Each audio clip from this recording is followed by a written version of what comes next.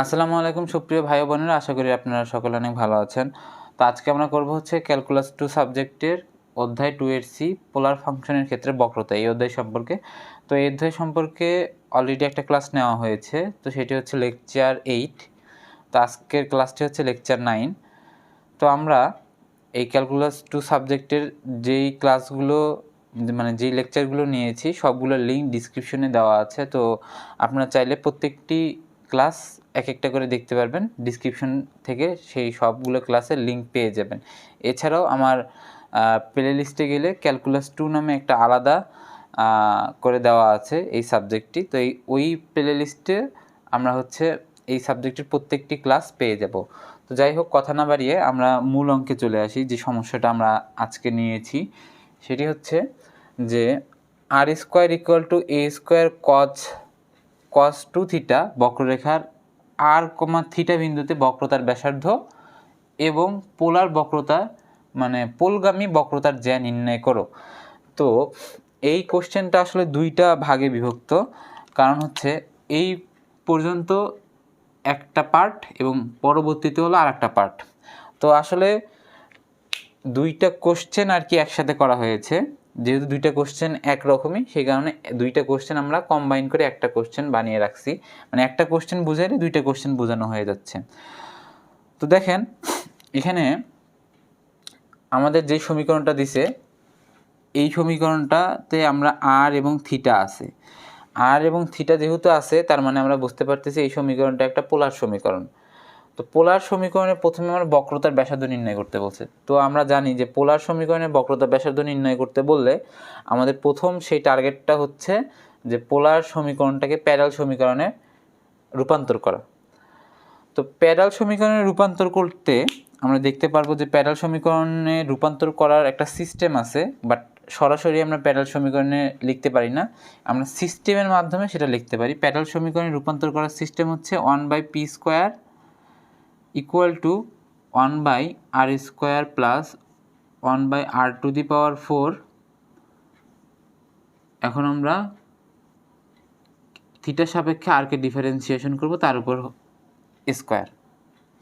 তো এই সিস্টেমের মাধ্যমে আমরা এই পোলার সমীকরণটাকে প্যারাল সমীকরণে রূপান্তর করতে পারি।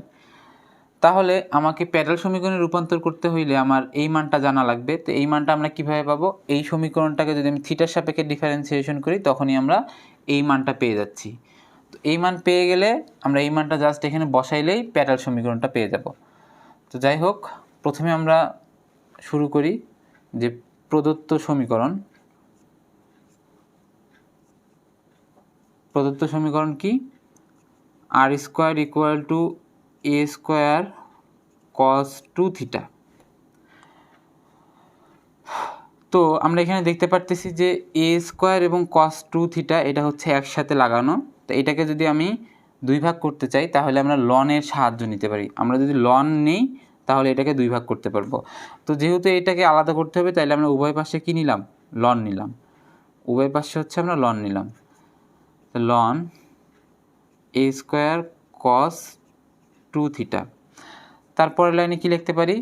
লনের সাথে যেটা থাকে তার পাওয়ার যদি থাকে, পাওয়ারটা কি হয়? সামনে চলে আসতে পারে লনের। তাহলে 2 আছে, 2 লনের সামনে চলে আসলো, তাহলে লিখতে পারি লন 2 লন আর ইকুয়াল টু লন এ স্কোয়ার প্লাস লন কস 2 থিটা। তো এখানে কিন্তু আমরা লিখতে পারি পাওয়ারটা সামনে আসে, এ স্কোয়ার যেহেতু আছে তাহলে 2টা সামনে আসবে, 2টা সামনে আসতে পারে লনের, তাহলে 2 লন এ এইভাবে লেখা যায়। লন এ স্কোয়ারকে 2 লন এ আকারে লেখা যায়। তারপরে আমরা কি করতে পারি আরও? আচ্ছা, আর কিছু করা যাইতেছে না, তাহলে এটাকে বললাম হচ্ছে 1 নম্বর সমীকরণ। তারপরে লিখবো যে 1 নং সমীকরণকে থিটার সাপেক্ষে অন্তরীকরণ করে পাই, এই কথাটা লিখবো। লেখার পরে হচ্ছে 2 যেহেতু ধ্রুবক, আমরা এইটাকে থিটার সাপেক্ষে অন্তরীকরণ করব। 2 যেহেতু ধ্রুবক, 2টা বাইরে থাকলো। এখন আমরা লন আরকে ডিফারেন্সিয়েশন করছি। লন আরকে ডিফারেন্সিয়েশন করব আমরা থিটার সাপেক্ষে। তাইলে থিটার সাপেক্ষে যখন লন আরকে ডিফারেন্সিয়েশন করতেছি তখন আরকে আমরা থিটা ধরলাম, তাইলে এটা সূত্র হচ্ছে 1/r, আরকে আমরা থিটা ধরছি, কিন্তু এটা কি আসলে থিটা না, এটা তো থিটা না, তাহলে এটাকে আমরা আবার ডিফারেন্সিয়েশন করব, তখন হইতেছে dr, কার সাপেক্ষে ডিফারেন্সিয়েশন করছি, থিটার সাপেক্ষে, ইকুয়াল টু, এই পাশে দেখি 2 ln a, আমার থিটার সাপেক্ষে যখন ডিফারেন্সিয়েশন করতেছি তখন আর ধ্রুবক নয়, সেই কারণে আমরা আরকে ডিফারেন্সিয়েশন করতেছি, মানে থিটার সাপেক্ষে আর ধ্রুবক না, থিটাও ধ্রুবক না, কিন্তু আর এবং থিটা বাদে বাকি যেগুলো আছে সেগুলো ধ্রুবক। তো এখানে তাকাইলে আমরা দেখতে পাচ্ছি এখানে আরও নাই, এখানে থিটাও নাই, তার মানে এটা সম্পূর্ণটা ধ্রুবক, তাহলে এখানে আমরা 0 বলতে পারি। প্লাস এইখানে যদি আমরা তাকাই তাহলে আমরা কি পাই, এই ডিফারেন্সিয়েশনটা আমরা একটু বাড়তিভাবে পাশে করি একবারে, যাতে আমরা অ্যান্সারটা লিখতে পারি। তাহলে আমরা থিটার সাপেক্ষে ডিফারেন্সিয়েশন করব কাকে, ln cos 2 থিটা, এটাকে ডিফারেন্সিয়েশন করলে কত হয়, এই সম্পূর্ণ জিনিসটাকে তখন আমরা থিটা ধরতে পারি, তাহলে ln মানে থিটাকে, থিটার সাপেক্ষে ln থিটাকে ডিফারেন্সিয়েশন করলে পাই আমরা 1/θ, এটাকে থিটা ধরছি, তার মানে এটাকে আমরা নিচে লিখতে পারি। এখন এটাকে থিটা ধরছি, কিন্তু এটাকে আসলে থিটা না, এটা তো থিটা না, তারপরে আমরা কি করতে পারি, এইটাকে থিটা ধরতে পারি, তাহলে cos থিটা, আমরা তারপরে cos থিটাকে ডিফারেন্সিয়েশন করব, cos থিটাকে ডিফারেন্সিয়েশন করলে কত হয়, মাইনাস সাইন থিটা, থিটা বললাম মানে এটাকে থিটা ধরছি, এখানে আমরা এটা লিখছি মাইনাস সাইন থিটা, এটাকে থিটা ধরছি। এখন যাকে আমরা থিটা ধরছি, কাকে থিটা ধরছিলাম, তারপরে 2 থিটাকে, 2 থিটাকে থিটা ধরছি, কিন্তু 2 থিটা কি আসলে একটা থিটা না, তো ওইখানে 2টা বাইরে চলে আসলো, থিটাকে থিটার সাপেক্ষে যদি আমরা অন্তরীকরণ করি তখন হয় 1 লেখার কোনো প্রয়োজন হয় না। তাহলে এটাকে আমরা ডাইরেক্ট লিখতে পারি এভাবে, মাইনাস, আচ্ছা এইভাবে লিখি, মাইনাসটা সামনে আসলো, সাইন 2 থিটা কস 2 থিটা, পাশে হইতেছে 2, তাহলে এইটাকে ডিফারেন্সিয়েশন করলে আমি এইটা পাই, তো এই অ্যান্সারটা আমি ডাইরেক্ট এখানে বসিয়ে দিতে পারি। তাহলে আমার অ্যান্সারটা কত হইতেছে, অ্যান্সারটা হচ্ছে হলো মাইনাস 0 প্লাস, ওগুলো লেখার দরকার নেই, কারণ ওগুলো লেখা যে কথা না লেখা এক, তাহলে আমরা এটাকেই বসিয়ে দিচ্ছি। আমি অন্য কালার ইউজ করছি। এখানে আমরা কি করব, মাইনাস দিলাম, মাইনাস দিয়ে এই জিনিসটাকে লিখে, আচ্ছা সাইন 2 থিটা মানে সাইন থিটা আর cos theta, sine theta by cos theta মানে আমরা কি লিখতে পারি, একবারেই টেন থিটা লিখতে পারি, তাহলে আমি একবারে এখানে টেন থিটা লিখলাম, টেন থিটা, 2 থিটা মানে এখানে থিটা ধরা হয়েছে, তো ইন্টু 2, পাশে হচ্ছে 2, এই 2টা। তো এখানে যদি তাকাই, সমান সমানে এই পাশে একটা, মানে সমানের এই পাশে একটা 2, সমানের ওই পাশে একটা 2, তাহলে এই 2 আর ওই 2 কাটা যায়, এই 2 আর ওই 2 কাটা গেলে এই 2 এবং ওই 2 আমরা মুছে দিলাম। তারপরে কি লিখতে পারি দেখি, আমার মান দরকার হলো এইটা, তাহলে এই মানটা পাইতে গেলে আমার তাহলে শুধুমাত্র সমানের এক পাশে এই মানটা রাখা লাগবে এবং আরটাকে ওই পাশে পাঠিয়ে দিই আমরা। তো কত পাইতেছি, অতএব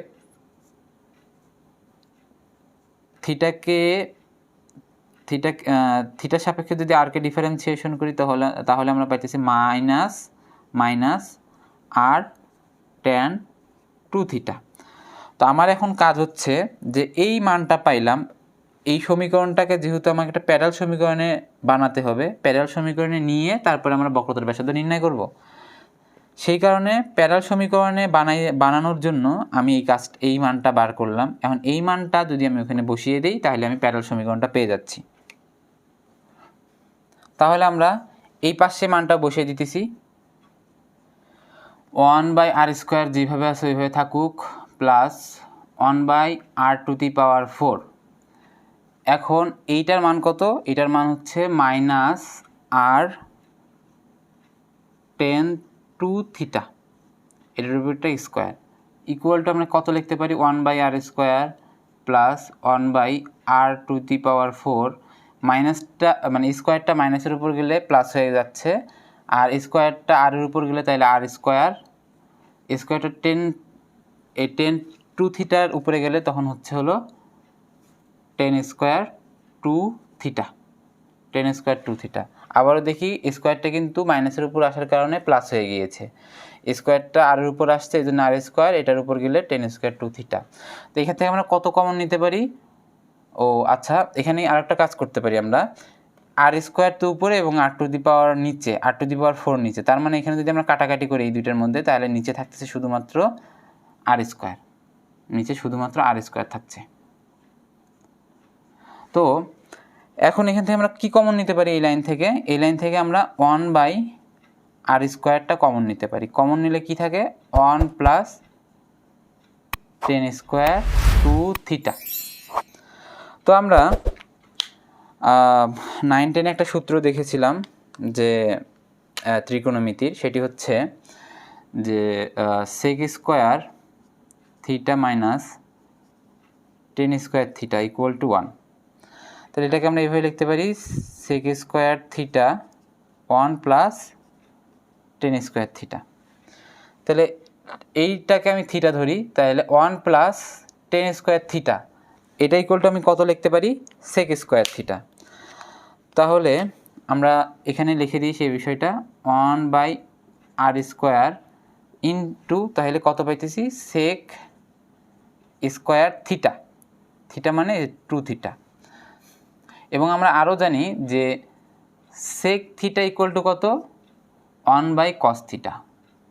sec θ = 1/cos θ। তাহলে এখানে আমরা লিখতে পারতেছি হচ্ছে 1/r² ইন্টু 1/cos² 2θ। তো এটা কার মান পাইতেছি আমরা? 1/p² এর মান। তো একটা জিনিস আপনারা ভালো করে খেয়াল করুন, যারা আমার হচ্ছে এই লেকচার 8 ক্লাসটা দেখেছেন, মানে এই অধ্যায় 2C এর যে লেকচার 8 ক্লাসটা, তো ওই ক্লাসে লাস্টের যে অঙ্কটা ছিল ওইটা কিন্তু সেম কাইন্ড অফ একই রকমের অঙ্ক। তো আমরা একইভাবে এই কারণে করে যাচ্ছি, তো একটু ডিফারেন্সটা অবশ্যই আছে, সেটা বলা হবে। তো এর পরের লাইনে আমরা একটা কাজ করতেছি, সেটা হচ্ছে যে এই পরের লাইনে উভয় পাশে কী করবো? আমরা উল্টাই দিব। তো উল্টাই দিলে কী হইতেছে? এখানে p² 1/r², সরি 1/r² কেন, উল্টাই দিলে তো তাহলে কী থাকতেছে? r² এবং cos² 2θ। তো এখানে আরও কি করা যায়? আরও চাইলে কিন্তু আমরা এটাকে রুট করে দিতে পারি, উভয় পাশে রুট করে দিতে পারি, কারণ উভয় পাশে যেহেতু স্কোয়ার আছে, রুট করলে কী হইতেছে? দুই পাশের স্কোয়ারগুলো কাটা চলে যাইতেছে। তাহলে r cos 2θ। তো এখন আমরা একটু খেয়াল করি, আমরা যদি একটা সমীকরণকে প্যারাল সমীকরণ হিসেবে দাবি করতে চাই, তাহলে সেটাকে কি হইতে হবে? r এবং p থাকতে হবে। সেই সমীকরণে কখনোই থিটা থাকা যাবে না। আমরা খেয়াল করি, প্যারাল সমীকরণে আমি যদি একটা সমীকরণকে প্যারাল সমীকরণ বলতে চাই, সেই সমীকরণে অবশ্যই rp থাকতে হবে এবং বাধ্যতামূলক থিটা থাকা যাবে না। তাহলে এই সমীকরণে rp আছে কিন্তু থিটা তো আছে, তার মানে এই সমীকরণটাকে আমরা এখনও প্যারাল সমীকরণ বলে দাবি করতে পারি না। তাহলে এখন দেখি, দাবি তো করতে পারতেছি না, তাহলে আমরা থিটার মানটা তাড়ানোর চেষ্টা করি। এই যে cos 2θ, তো এখানে আমরা খুঁজি যে cos 2θ বদলে আমরা কি লিখতে পারি। তো এই লাইনে যদি আমরা তাকাই, তাহলে আমরা দেখতে পারতেছি কি যে cos 2θ = কি লেখা যায়? এক পাশে r² তো আছেই আগে থেকে, এবং এই স্কোয়ারটা এই পাশে আসলে তখন হইতেছে নিচে এই স্কোয়ারটা ভাগ আকারে চলে গেল। তাহলে cos 2θ = আমরা লিখতে পারি, তাহলে এর পরের লাইনে আমরা লিখব যে cos 2θ বদলে আমরা কি লিখতে পারতেছি? যে r²a²। তো এটা হচ্ছে এ পাশে p, তাহলে এর বদলে আমরা কি লিখতে পারি? p = r³ a²। এছাড়া আমরা এটাকে এভাবে একটু সাজিয়ে লিখতে পারি, তাহলে r³ আমার কতবার এলো? a²p। তো এখন এই সমীকরণটার দিকে যদি একটু খেয়াল করি, তো এই সমীকরণের মধ্যে শুধুমাত্র r এবং p রিলেটেড ফাংশনটাই আছে, অন্য কিছু নাই, মানে থিটা নাই এক কথায়। তাহলে থিটা যেহেতু নাই, শুধুমাত্র rp আছে, তাহলে এটাকে বলতে পারি আমরা একটা প্যারাল সমীকরণ। তো এই প্যারাল সমীকরণ থেকে আমাদের কাজ হচ্ছে বক্রতার ব্যাসার্ধ নির্ণয় করা। তো প্যারাল সমীকরণে বক্রতার ব্যাসার্ধ একটু সুবিধার জন্য পাশে লিখে দিই। প্যারাল সমীকরণে বক্রতার ব্যাসার্ধ হলো r ইন্টু, আমরা কি করব? p এর সাপেক্ষে r কে ডিফারেন্সিয়েশন করব। এই মান দুইটা গুণ করলে আমরা প্যারাল সমীকরণের ক্ষেত্রে বক্রতার ব্যাসার্ধটা পেয়ে যাচ্ছি। তো এই লাইন থেকে আমরা এখন এইখানে লিখব। তো এই সমীকরণটা যেহেতু আমার প্যারাল সমীকরণ হইল, তো এই সমীকরণটা আবার এখানে লেখার চেষ্টা করি সুবিধার জন্যে। সমীকরণটা কি? r³ equal to A square P. তো এখন আমরা যদি পিকে আর সাপেক্ষে ডিফারেন্সিয়েশন করি তাহলে আমরা এই মানটা পেয়ে যাইতেছি। তাহলে আমরা বলবো যে এখানে এই সমীকরণটাকে একবার পি এর সাপেক্ষে অন্তরীকরণ করে পাই। তাহলে পি এর সাপেক্ষে এটাকে যদি আমরা অন্তরীকরণ করি তাহলে কি হয়, এইটাকে পি ধরি, মানে আরকে পি ধরি, আরকে পি ধরে অন্তরীকরণ করলে পাওয়ারটা সামনে আসলো, পাওয়ার থেকে এক বিয়োগ, এইটাকে পি ধরছি, মুখে পি বলতেছি কিন্তু লিখছি ঠিকই আর, এটাকে ধরা হয়েছিল কি পি ধরছিলাম। তাহলে এখন কিন্তু এটাকে তো পি ধরছিলাম, এটা তো আসলে পি না, তাহলে এই আরকে আমরা পি এর সাপেক্ষে ডিফারেন্সিয়েশন করব পরে আবার। তো আর কিউবকে যদি আমরা পি এর সাপেক্ষে ডিফারেন্সিয়েশন করি তাহলে এই মানটা পাই, ইকুয়াল টু ওই পাশে কী হয় দেখি, এই পাশে এ স্কোয়ার ধ্রুবক, তাহলে এ স্কোয়ার যেটা সেটাকে বাইরে রাখলাম, এবং পিকে পি এর সাপেক্ষে ডিফারেন্সিয়েশন করলে পাই হচ্ছে 1, তাহলে 1 লিখলেও যে কথা, না লিখলেও একই কথা, ইকুয়াল টু আমরা কি লিখতে পারি, dr by dp equal to A square by 3r square. তো এইটা আমরা আমাদের প্যারাল সমীকরণে বক্রতার ব্যাসার্ধ নির্ণয় করার জন্য যেই সূত্রটা, ওই সূত্রতে এই মানটা আমরা পেয়ে গেলাম। তাহলে আমরা এর পরবর্তীতে লিখব যে এই কথাটা লেখার পর তারপরে লিখব আমরা জানি বক্রতার ব্যাসার্ধ rho equal to r into, তাহলে আরকে পি এর সাপেক্ষে ডিফারেন্সিয়েশন, তাইলে আর যেভাবে আছে সেভাবে বসাইলাম, এই মানটা আমরা বসাই দিই এখান থেকে, মানটা হচ্ছে এ স্কোয়ার 3r স্কোয়ার। তা আমরা এখন দেখতে পারতেছি উপরে হচ্ছে একটা, নিচে হচ্ছে দুইটা, তাহলে এদের মধ্যে কাটাকাটি গেলে থাকে হচ্ছে কি, এই যে এই আর এবং এ আর এর মধ্যে কাটাকাটি গেলে থাকতেছে উপরে এ স্কোয়ার, নিচে হচ্ছে 3r। তো এইটাই হচ্ছে আমার এই বক্ররেখার আর কমা থিটা বিন্দুতে বক্রতার ব্যাসার্ধ।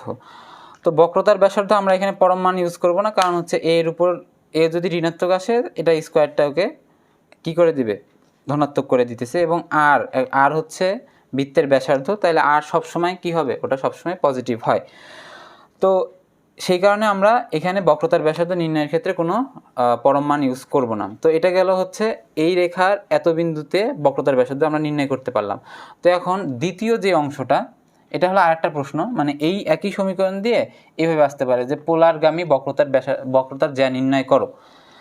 তো পোলারগামী বক্রতার জ্যা, এই পোলারগামী বক্রতার জ্যা সম্পর্কে আগে আলোচনা করা হয় নাই।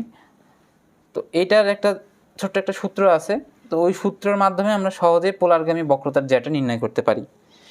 সেই সূত্রটা কি, যদি আমরা পোলারগামী বক্রতার জ্যা নির্ণয় করতে চাই এই সমীকরণের ক্ষেত্রে, প্রশ্নটা হলো এই যে প্রথম অংশে যে প্রশ্নটা, এটা হলো একটা প্রশ্ন, দ্বিতীয় অংশটা ওটা হলো আরেকটা প্রশ্ন। দ্বিতীয় অংশের প্রশ্নটা হলো এইভাবে যে এত বক্ররেখার আর কমা থিটা বিন্দুতে পোলারগামী বক্রতার জ্যা নির্ণয় করো। তা এই প্রশ্নটা আসলে আমরা কিছুক্ষণ আগে যে সলভটা করলাম একদম ঠিক হুবহু এই পর্যন্ত আমরা একই ধরনের কাজ করব, একইভাবে সবগুলোর মান নির্ণয় করব। তারপরে যে আমরা ব্যাসার্ধ নির্ণয় করছি, এইটার জন্য আমার ব্যাসার্ধ নির্ণয় করা লাগবে না, তখন এই পর্যন্ত করার পরে তারপরে আমরা লিখব হচ্ছে আমরা জানি পোলারগামী বক্রতার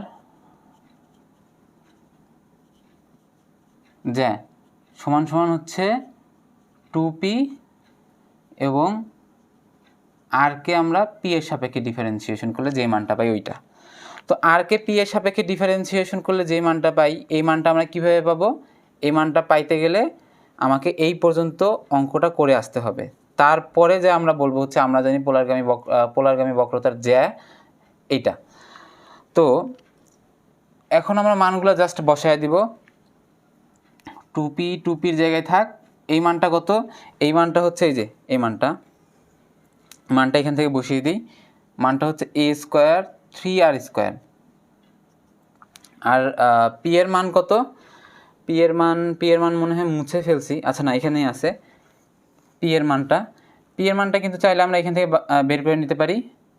পি ইকুয়াল টু কত হয়, r কিউব আর হচ্ছে নিচে হচ্ছে এ স্কোয়ার। এখান থেকে আমরা পি এর মানটা বের করে নিলাম। তো পি এর মানটা এখানে বসিয়ে দিব আমরা 2 ইন্টু আর কিউব, নিচে হচ্ছে এ স্কোয়ার ইন্টু এ স্কোয়ার 3 আর স্কোয়ার। তাহলে এ স্কোয়ার কাটা, এবং তাহলে কি, আচ্ছা এখানে উপরে আছে আর কিউব, নিচে আছে হচ্ছে আর স্কোয়ার। তাহলে আর কিউবের মধ্যে কাটাকাটি করলে উপরে শুধুমাত্র একটা আর থাকে। তাহলে উপরে কি থাকলো, 2r থাকতেছে, এবং নিচে কি থাকতেছে, শুধুমাত্র একটা 3 থাকতেছে। তো এটাই হচ্ছে আমার এত বক্ররেখার আর কমা থিটা বিন্দুতে পোলারগামী বক্রতার জ্যা। তো এটা হচ্ছে পোলারগামী বক্রতার জ্যা, এবং এই সমীকরণ দিয়ে যদি আমাকে বক্রতার ব্যাসার্ধ নির্ণয় করতে বলে তাহলে হচ্ছে সেটা এটা। একটা রেখা দিয়ে যদি দুই টাইপের প্রশ্ন আসে, মানে এই দুই ধরনের যে কোনো একটা প্রশ্ন আসলে আমরা ইনশাল্লাহ পারবো। তো আজকে থেকেই আমরা এই অধ্যায়টা শেষ করতে পারলাম। তো সামনে মানে আগামী যে ক্লাসটা হবে সেই ক্লাসে আমরা হচ্ছে এই 3A এই অধ্যায় নিয়ে আলোচনা করব। ক্যালকুলাস 2 যে সাবজেক্টটা আছে তিতাস পাবলিকেশনের, ওই বই থেকে আমরা 3A চ্যাপ্টারটা নিয়ে আলোচনা করব সামনের ক্লাসে। তাহলে সবাই সামনের ক্লাস পর্যন্ত ভালো থাকি। আল্লাহ হাফেজ।